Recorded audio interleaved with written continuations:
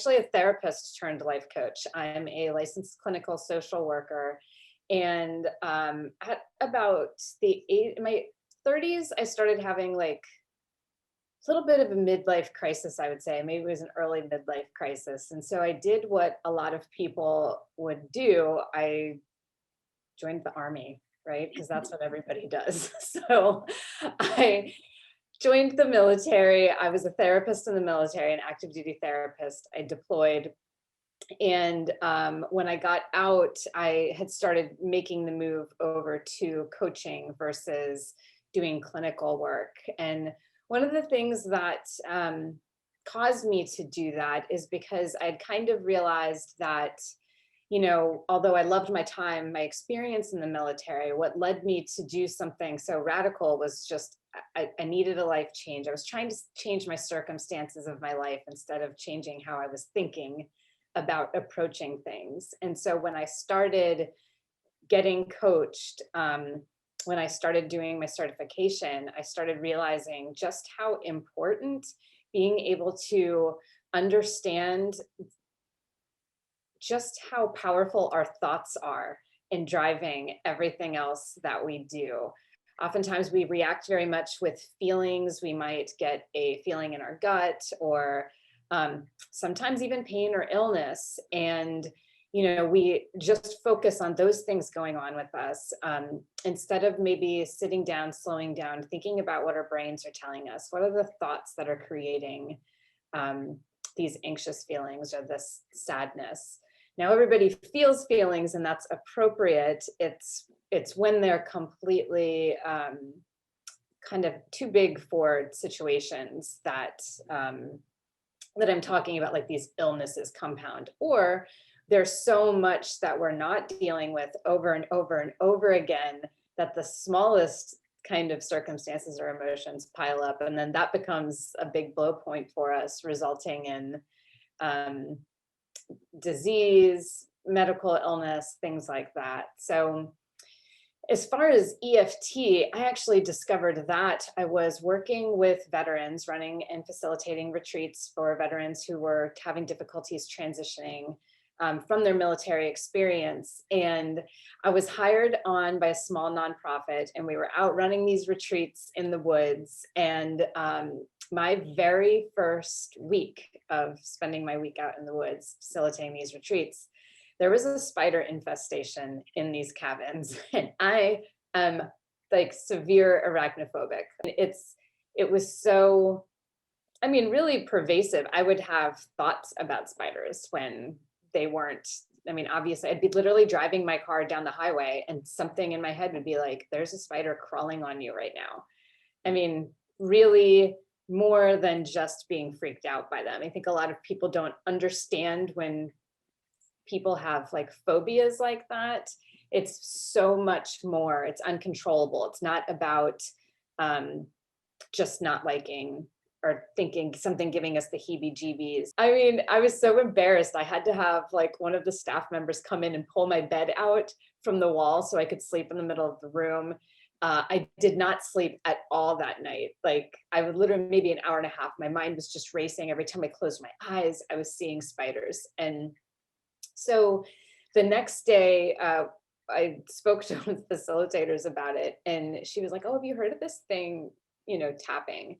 And I was like, I'd heard about it before from somebody else briefly, but like lots of things we sometimes hear about and think, "Oh, that sounds interesting. I'll look it up later." I did not do that. I did not follow through. And so she was like, "Well, let's just do this thing." And so she introduced me to the tapping points, and it was crazy. I was able to sleep the rest of the week.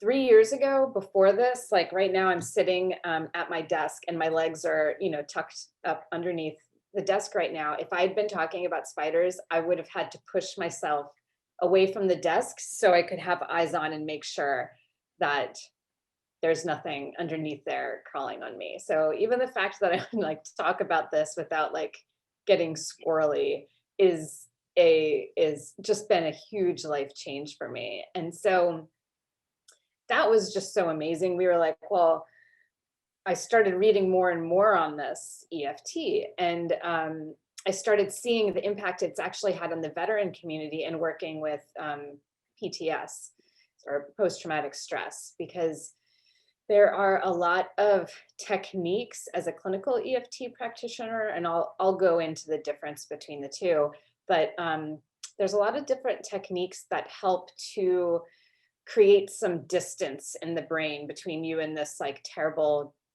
horrifying event that happened to you, that allow people to process those kinds of memories in a way that is less painful, less like having to re-experience the traumatic event in order to process that. So I started teaching just, brief EFT protocols to the veterans. And I started with just one morning, we'd be like, okay, and here's yet another tool you could learn. And then it turned into, well, why don't I do this every morning? We'll just start the day with tapping. And so each day I would build upon a different way they might use this skill. And I've seen it.